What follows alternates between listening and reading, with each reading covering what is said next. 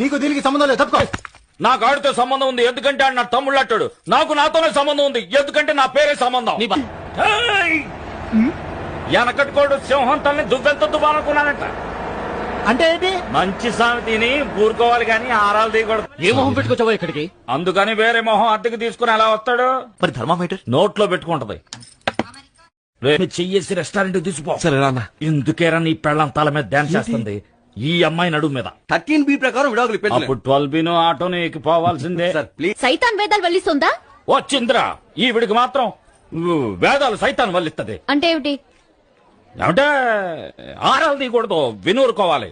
వెనకడు code తుపాకి లేకపోయినా లపాకి కావాలన్నా అంట. Don't put word in my mouth.